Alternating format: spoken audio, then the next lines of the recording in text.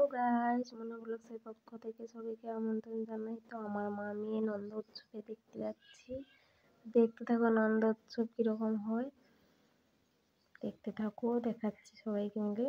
এই যে নন্দ বেরিয়েছে, এই নন্দ পাড়ায় পাড়ায় বেরিয়ে আনন্দ করে, পাড়ায় পাড়ায় সবার বাড়িতে বাড়িতে যায়। আমি বলছি দাঁড়াও দাঁড়াও, তো বলতে দাঁড়ালো। তো আমি গিয়ে এবারে নন্দকে প্রণাম করলাম। এই যে প্রণাম করে ও আমাকে মাথায় জল ছিটিয়ে দিল।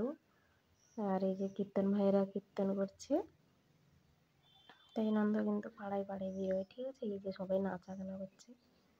তো তারপরে আমি দেখাচ্ছি মন্দিরে যাচ্ছি। মন্দিরে যেতে যেতে আমার এক জায়ের বাড়ি পাখি পুষেছে। তো এই পাখিগুলো এত সুন্দর খেলা করছে, আমার তো দেখে কি ভালো লাগছে। দেখতে থাকো, পাখিগুলো কি দারুণ, সাদা হলুদ টিয়ে কালার। পাখিগুলো এপার থেকে ওপারে লাফালাফি করছে, খেলা করছে। দেখে তো খুবই ভালো লাগলো। আমার মেয়ে বললো, মা দেখো দেখো কি সুন্দর লাগছে। ওই যে ঝুলে আছে আবার নেমে যাচ্ছে।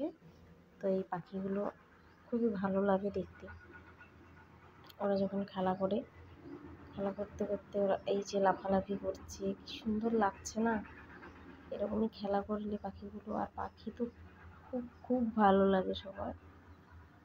পাখি কার না ভালো লাগে। এই যে গাড়ু বাঁধা আছে, এই গাড়ুর মধ্যে ওরা ডিম পাড়ে, বাচ্চা হয়।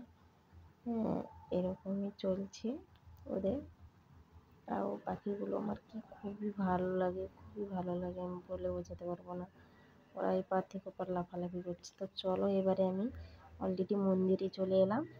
ওই তো পাড়ায় পাড়ায় নন্দ বেরিয়েছিল দেখেছো তো। এবারে অলরেডি আমি মন্দিরে এলাম। মন্দিরে ঠাকুরকে যে নিবেদন করলো প্রসাদ, তো তারপরে নিবেদন করার পরে বাতাসা লুট করলো। লুট করার পরে সবাই কীরকম নাচা গানা নিয়ে, এখানে কিন্তু একটা মন্দির, মন্দিরের ভিতরে নাচা গানা নিয়ে সবাই ব্যস্ত।